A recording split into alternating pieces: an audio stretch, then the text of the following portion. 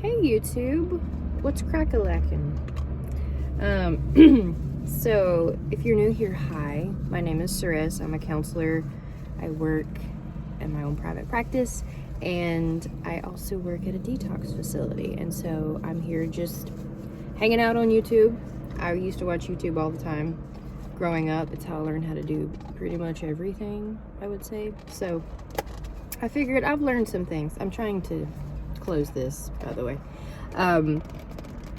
I've learned a couple things in life, or a lot of things, and so I figured, why not put myself on the internet for others to gawk at me or look at me? I don't know. So I just finished with a session today, and this client's been with me for 2.5 years or so, and yeah, it was a really good session. And a lot of times in sessions, a lot of things that I'm going through also mirror what my clients are going through. And so I just thought I would come on here and just say hello and talk about my day. And, you know, if anything is helpful for you, I wish you the best through whatever I have to say. So, I love Dunkin' Donuts a lot. So there we go. That will be the, that will be the screenshot, the little thumbnail there. So, I will always hype up Dunkin'. This in particular is the meal deal right now. So it's the $6 meal. So I've been getting that a lot because prices be a lot these days. And anywho, comment below what's your favorite coffee or place you like to go. So, and we can just talk about that. That's always cool, right? But yes, I love any kind of good drink. Makes me feel like if it's in my veins, I feel settled, even though coffee's supposed to stimulate. But I digress. So today, after session, I just had the thought of just coming on here and just, you know, not trying to curate everything. I feel like a lot of times in life, specifically to me, I have to understand it first, then I take action. But a lot of times that's not how life works. Sometimes you just have to go for it, be spontaneous, alive, eat a Dunkin' Donut hash brown before you record so you get indigestion, that sort of thing. And but yeah, so I just wanted to share my thoughts in real time, a little bit more authentic, hopefully. So I've been learning a lot about like pacing and being steady, and, you know, taking action without having full clarity or full understanding. And that is really hard for me. Like, I was trying to think in what other areas of my life do I actually allow that. I think my role counseling and me as a human being, I think we all can feel like we want control. And for me, I'm seeing that, like, I want control, I don't need it. And there's been areas of my life where mystery has actually made me feel more alive than having complete certainty. And I think in Song of Solomon, or maybe it's Ecclesiastes, I think it's Ecclesiastes, but Solomon, he wrote about, like, essentially there's a time for everything, a time for this, a time for that, a time to mourn, a time to dance. And I'm trying to figure out where that thought was going. But essentially, just noting that things have their purpose and we don't have to know in order to move forward. And so that's been really helpful for me to kind of ground myself, to know that even though I'm really good at managing and adapting and listening and doing all the things, that sometimes, is that what we really need? You know, oh, I remember now, mystery. Mystery is, like, very important. It does make you feel more alive. And I love when thoughts go out and then they come back. Isn't that nice?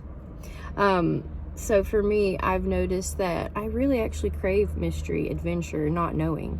Even though I do more of the opposite. I really want that. And I think sometimes you have to have that sense of completion, or that sense of moving forward in order to grow, obviously, but also, like, not knowing where you're gonna end up is fun. Even if you are a quote-unquote control freak and you like to know, it's like, that can make you really depressed. In fact, like, knowing too much about something and no mystery, no, I don't know, just, it can make you feel like, well, what's the point? You know, it can make you feel very depressed. So that's what I've been kind of learning, and also not beating myself up so much about not knowing. You're not supposed to know certain things in life. You experience it. That's how you learn. That's how trust is built. That's how repetition, you know. I was talking with ChatGPT, as one does, and it was just talking about that very thing. Like, trust can actually, you don't need reassurance for trust. That feeds into people's anxiety. What you need is repetition, and then you don't have to reassure. And that, I needed to hear that. That landed for me. And it's like, yeah, it's like the boring repetition, the mundane, when your nervous system is more neutral. That's actually what builds momentum, not an emotional high, not like feeling on top of the world. The boring stuff is actually what creates the momentum. Because think about it, if you had it all high all the time, it's kind of like when people win the lottery or win a bunch of money and then they don't know how to handle it.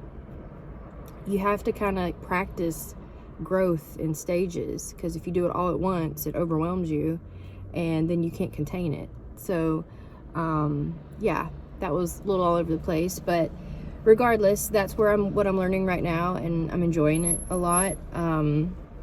A couple of weeks ago, I printed off a bunch of like affirmations, and I don't remember what they are, but I'm going to pull a couple to see, and I put them in my cardigan, my counselor cardigan, as I like to call it. And I thought I would just pull some and just see what we need to hear today. Some of these have like affirmations, some of them are like, I'm grateful for this, so we'll see if this resonates. Also, side note, I love anybody who's from Boston or just has a really cool Boston accent, because they call them cardigans instead of cardigans, and that is way cooler. And I had a client at the detox facility I work at, and he was from Boston, or just from Massachusetts in general, and the way he talked, I was just like, I love it, I love you. And I'm pretty sure, isn't that where Dunkin's from? Yeah, I think so. So shout out. Okay, so one of these is actually like an action to take. So take a short walk and notice 3 things that make you smile. Okay, I'll have to do that when I get home. The second one says, I am grateful for my creativity, which allows me to play without expectation. This is a form of creativity. Yeah, I feel like you can flow better. You're not putting so much requirements on your joy. You're just having joy. And then I've got, I'm grateful for the quiet moments that nourish my soul. Yeah. I love hearing the birds and love nature, and that kind of reflects for me right now. Just, I find so much beauty in the ordinary. And that's a really nice place to be when our society is so overwhelmed and overstimulated. It's hard to actually have mundane and ordinary moments. So yeah, I'm gonna leave that there. Thank you for watching if you watched this far, and just give me a thumbs up, comment if anything resonated with you, and then also, you know, go get you Dunkin' or coffee order, whatever tickles your fancy, as they say. And I'll see you guys in the next one.